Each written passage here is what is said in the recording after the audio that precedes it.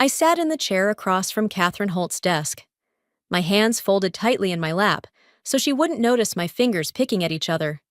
Her office was quiet in that uncomfortable way, just the soft hum of her computer fan and the ticking wall clock I'd stared at for years while waiting outside her door. She finally looked up. "Thanks for waiting." "Maris." "No problem," I said. She clicked her mouse, then turned slightly toward me. "We've reviewed your performance over the past year." I nodded. "You've been consistent," she continued. "Reliable, especially with the Halverson account. That recovery brought in 2 new clients." I waited.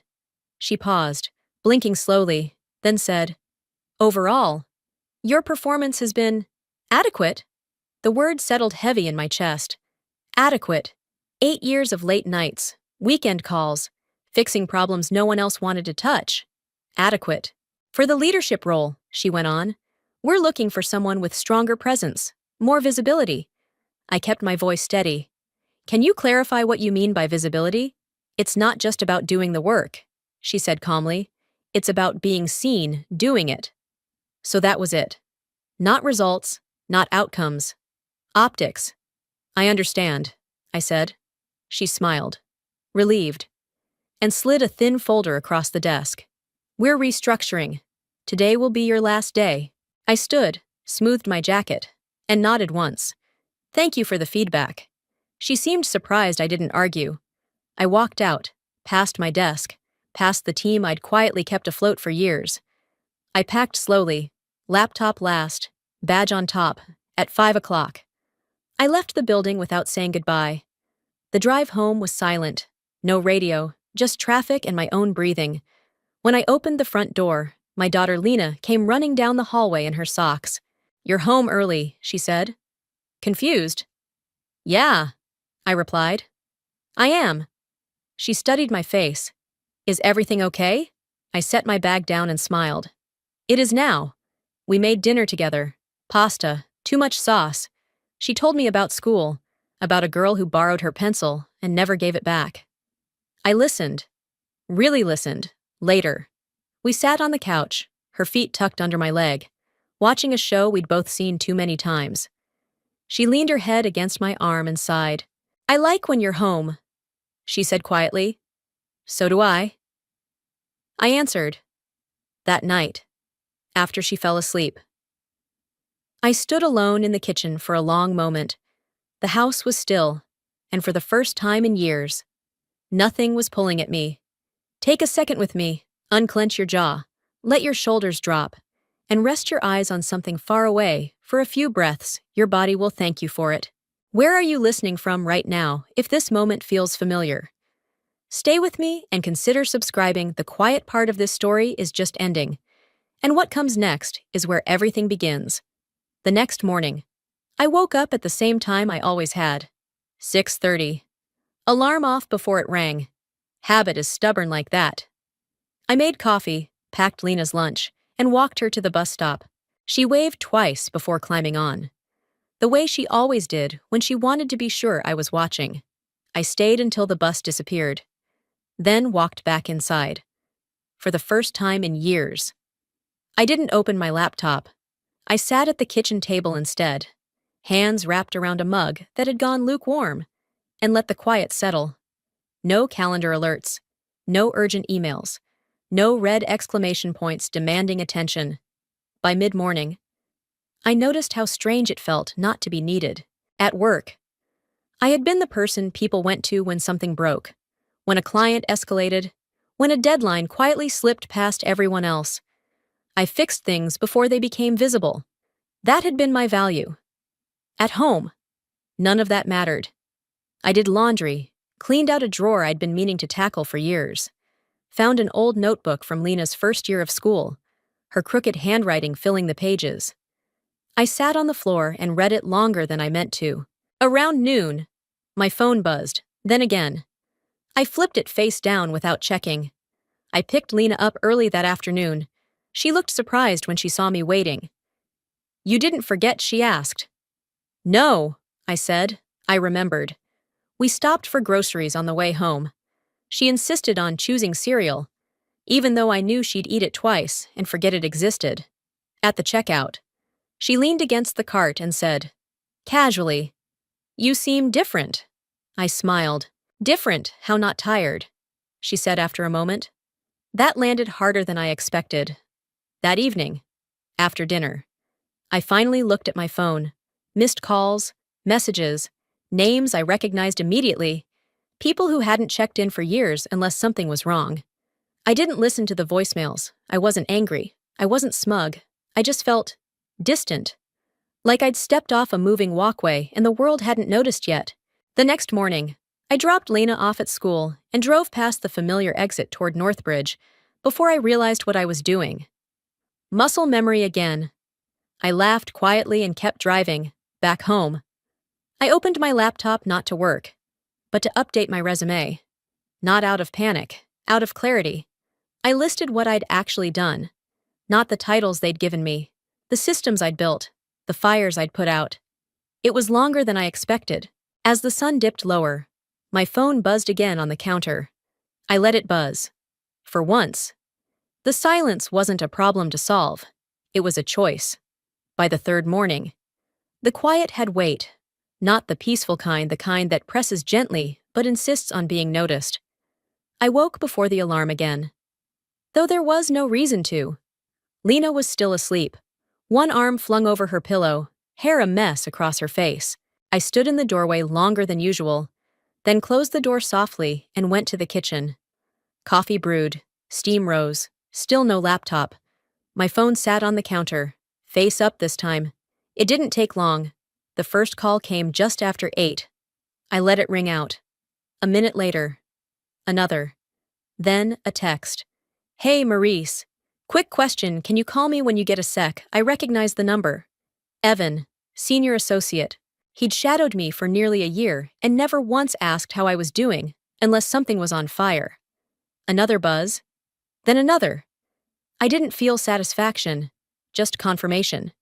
I dropped Lena off at school and drove aimlessly for a while, letting traffic pull me along. At a red light, my phone lit up again. This time, Catherine's name. I didn't answer. Back home, I sat at the dining table and opened my resume again, rereading what I'd written the day before, without the company logo wrapped around it. My work looked different, heavier, more complete. Midday, the voicemail icon showed double digits. I listened to the first one. Maris. "It's Evan. We're having some trouble with the Halverson transition. There are a few things only you really know. Can you call me back? Only you really know?" I stopped the message. The next voicemail was shorter, more tense. "Maurice, this is Rachel from Finance. We're missing documentation on the compliance workflow you handled. We can't find it anywhere." I already knew why. I had never hidden anything. I'd labeled everything clearly, saved it in shared drives, explained it more than once. They just never bothered to learn it themselves. By late afternoon, the tone changed. Messages weren't polite anymore. They were urgent, fragmented, a little panicked. I picked Lena up from school and took her for ice cream. Even though it wasn't planned, she chose a flavor she didn't like and ate it anyway. At home, while she worked on homework at the kitchen table, my phone buzzed again. I finally answered. "Mary's," Catherine said immediately. "No greeting. We need to talk. I'm with my daughter," I replied. A pause. Then, softer. "Can you call me later? I'll see," I said, and ended the call. Lena looked up. "Was that work?" "Yes," I said. She nodded, then went back to writing. That night, after she fell asleep, I checked my phone one last time.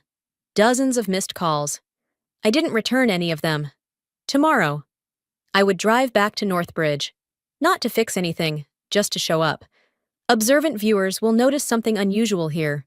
What about you? I parked 2 blocks away from Northbridge and sat in the car longer than necessary. Not out of fear, out of habit. For years. I'd used those last quiet minutes to brace myself for whatever crisis was waiting upstairs. Today, there was no bracing, just a slow breath. Then another. I checked the time, 9 sharp, inside. The lobby smelled the same polished floors, burned coffee, that faint chemical clean that never quite disappeared. The receptionist looked up, surprised. "Oh, hi. Maris."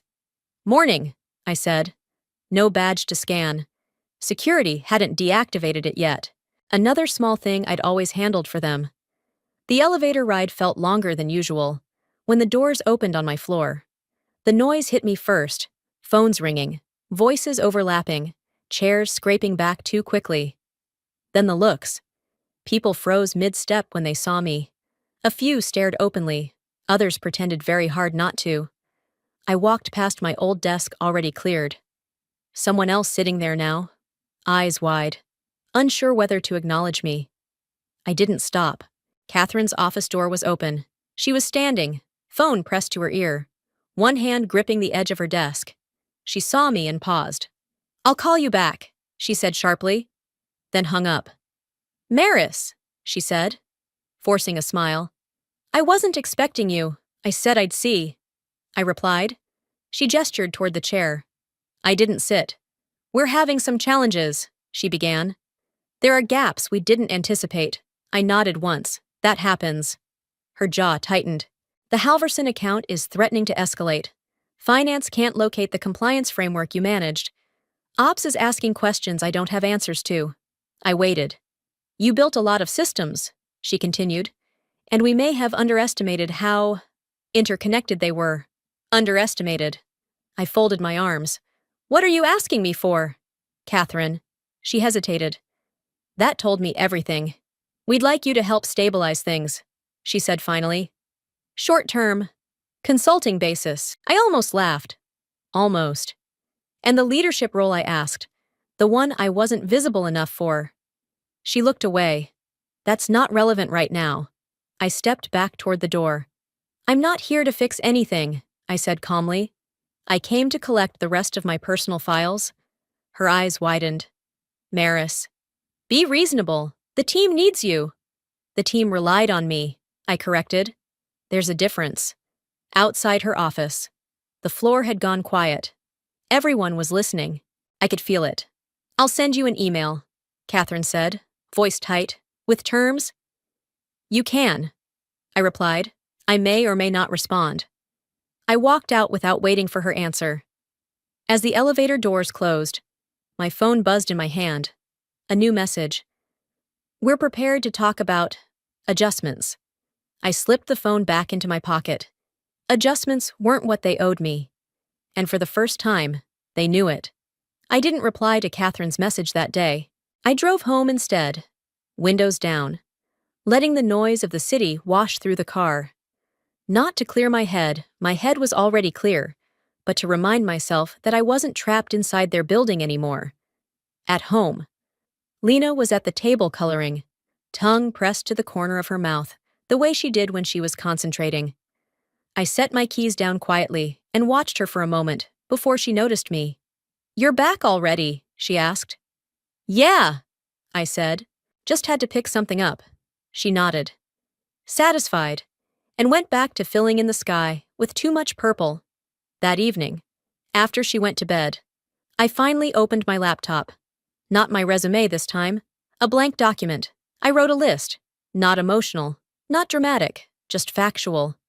What I knew, what I'd built, what I controlled access to, even now. By the time I finished, the list was longer than the severance agreement Catherine had slid across her desk.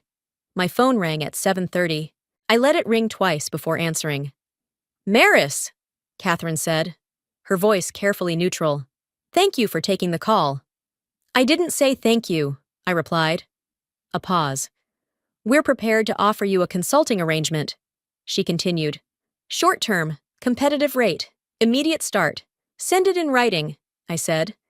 "It's time-sensitive," she added. "Every hour we wait is expensive." I finished. "I know." Another pause. I could picture her weighing how far to push. "We also want to revisit your exit," she said. "There may have been missteps." "Missteps," I repeated. "Yes. We're open to adjustments." I leaned back in my chair. "Here are my terms." She inhaled sharply. like she hadn't expected that. I don't fix systems I don't control, I said. If I come back in any capacity, I decide scope, priorities, and access. No exceptions. Silence. I won't report to you, I added, and I won't train replacements to take my place again. That's unusual, she said carefully. So was firing the person holding your operations together, I replied. She didn't argue. I'll need time to review, she said finally. You should, I said. And Catherine, yes. This isn't about leverage. It's about reality. The call ended without a goodbye. I closed my laptop and stood in the quiet kitchen. No adrenaline, no triumph, just a steady sense of balance returning. They weren't calling because they respected me. They were calling because things were breaking. And this time, I wasn't rushing to catch the pieces. Tomorrow. They decide whether they wanted help or control. Either way, the answer would tell me everything. If you think you understand, the next paragraph will change your mind. They didn't respond that night. I expected that. Northbridge had always moved fast when the answer was easy and slow when it wasn't. Silence was their favorite negotiation tool. They liked to make people wait, to let uncertainty do the softening for them. It didn't work this time. The next morning, I woke before the sun and went for a short walk around the block. The air was cool, the street quiet except for a delivery truck idling at the corner. I focused on the rhythm of my steps, the sound of my breath, the way my shoulders felt without a laptop bag pulling them down. By the time I got back, my phone was already buzzing. 3 missed calls, 2 emails, 1 calendar invite marked urgent. I ignored the invite and opened the email instead. It was from Daniel Reeves, someone I hadn't heard from in years. Senior leadership, one of the people whose approval Catherine had always needed. Maurice, we've been briefed on the current situation. I'd like to connect directly. Directly. That was new. I replied with one sentence. I'm available this afternoon. The meeting was virtual. No office, no glass desk, no familiar power plays. Just Daniel's face on a screen, looking more tired than I remembered. Thank you for making time, he said. I didn't. I replied. I took time. He nodded once, accepting the correction. We're experiencing instability, he began. Processes that were assumed to be transferable apparently weren't. Assumed, I said. Yes. He exhaled. We underestimated the concentration of operational knowledge. That was the most honest sentence I'd heard from them in years. We need to stabilize client confidence, he continued, and we believe you're uniquely positioned to help. I told Catherine my terms. I said, she shared them. He replied, some of them raised concerns. Of course they did. He didn't smile. Control is difficult for leadership to give up. Then leadership should have learned the systems they depended on. I said. Silence stretched between us. Not awkward, just measured. What would it take? He asked finally. For you to come back, I didn't answer immediately.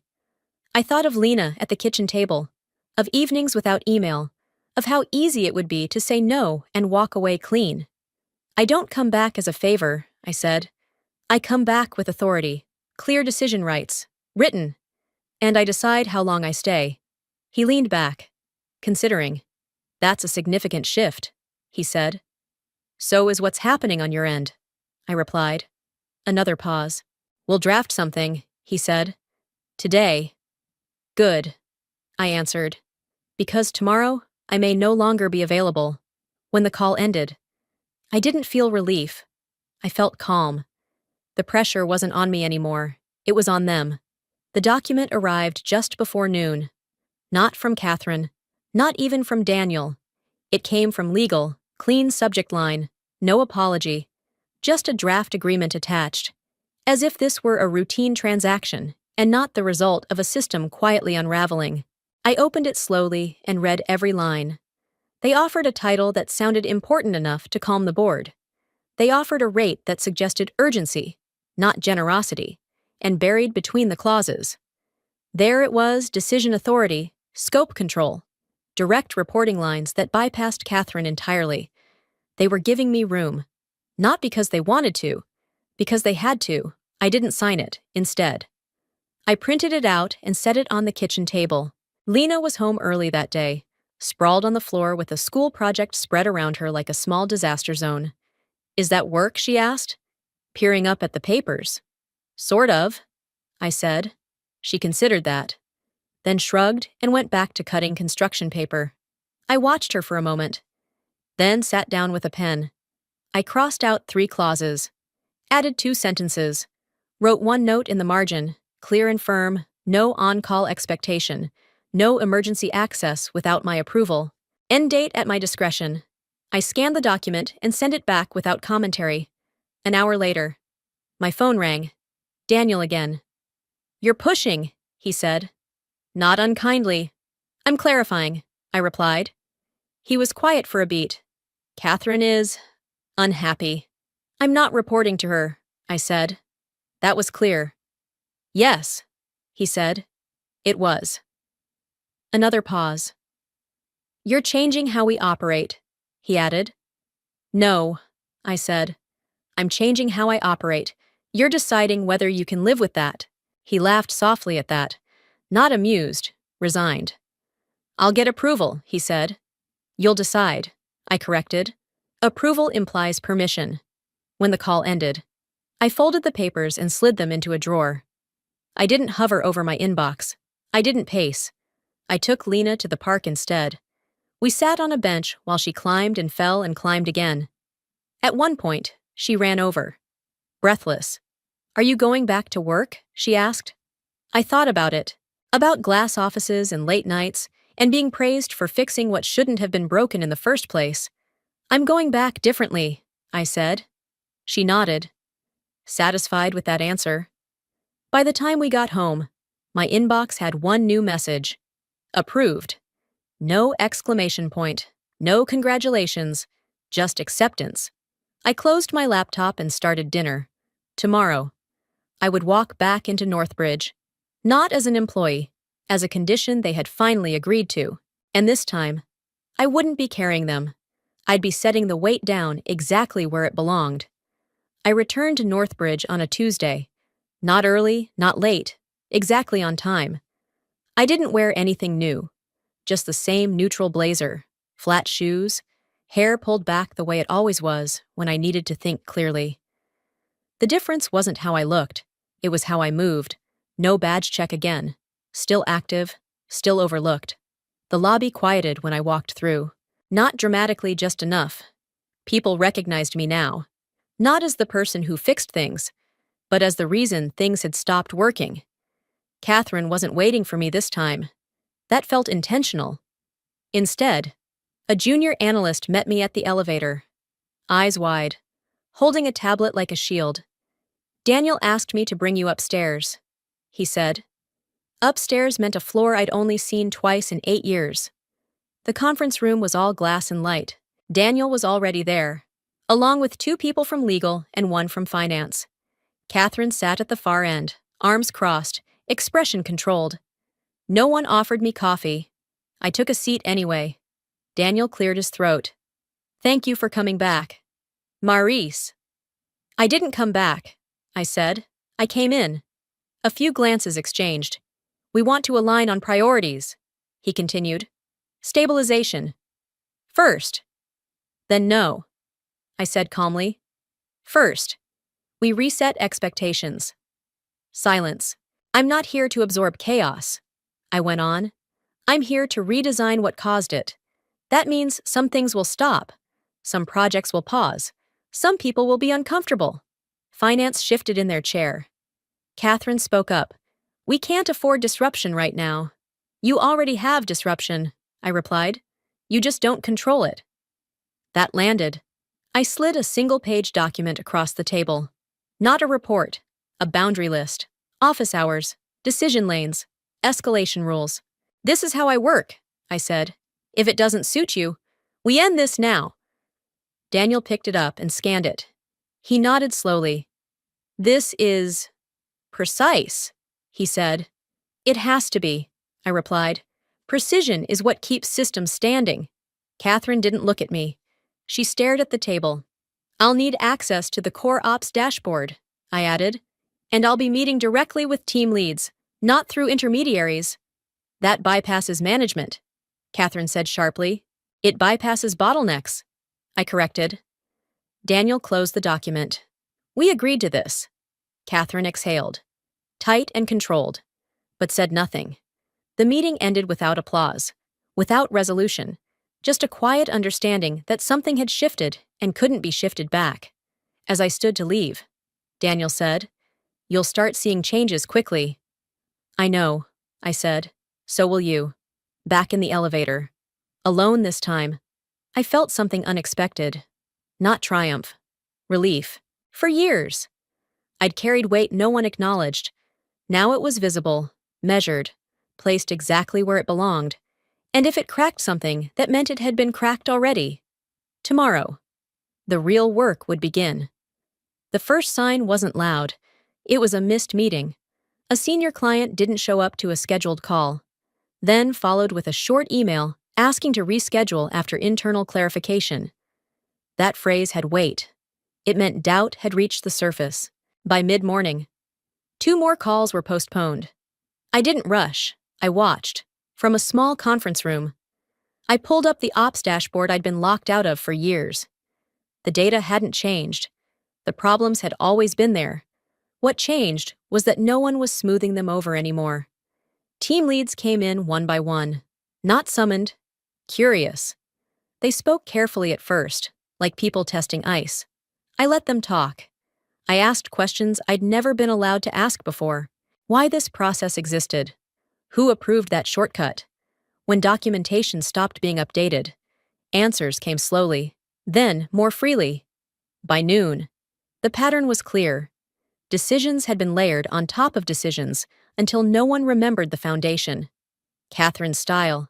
Fast approvals, minimal follow-up, results on paper, gaps underneath.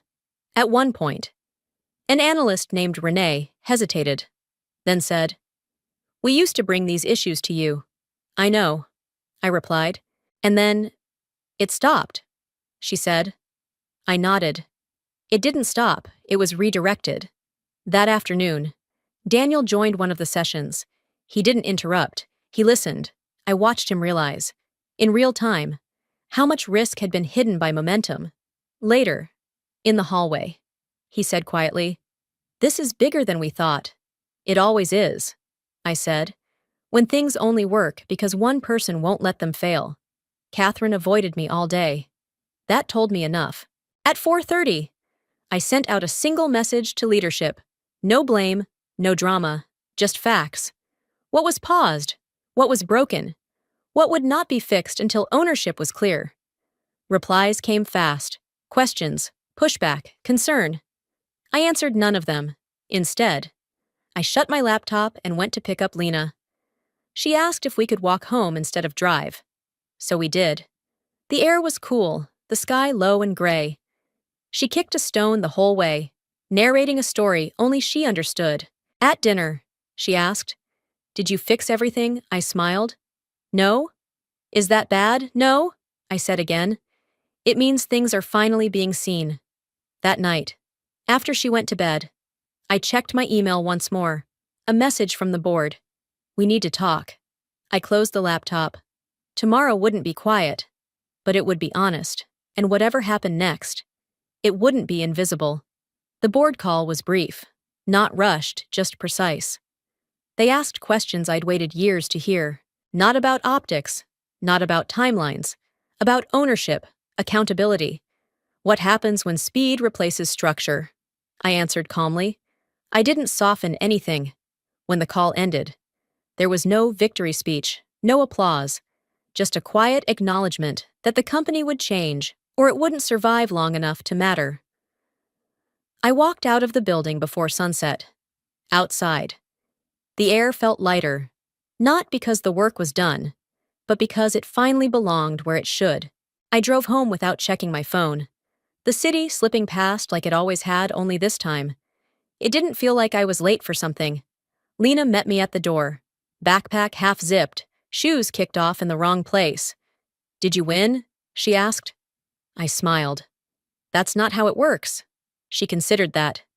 Did you lose? No, I said. I learned. We made dinner together. Nothing special. We talked about her day, about a science project, about a classmate who talks too much. Later, after she fell asleep, I stood in the doorway and watched her breathe. Steady and slow. The house was quiet again. A good quiet. I thought about Northbridge, about Catherine, about the years I'd spent believing that being indispensable meant being valued. It doesn't. Being visible isn't the same as being necessary, and being necessary isn't the same as being respected. I turned off the light and closed the door. Tomorrow, I'd keep working on my terms, or I'd walk away. Either option was real now, and that, more than anything they'd ever offered me, felt like enough. I didn't tell this story to prove that walking away makes you strong. I told it because sometimes the bravest thing you can do is stop carrying what was never meant to be yours alone. For a long time, I thought value came from being needed. I was wrong. Value comes from knowing when your presence costs too much of yourself. As you listened, what moment stayed with you the longest? The quiet drive home, the unanswered calls, or the first evening back with my daughter? And more importantly, how did this story make you feel if you're comfortable sharing? Tell me where you're listening from right now. Your voice matters here.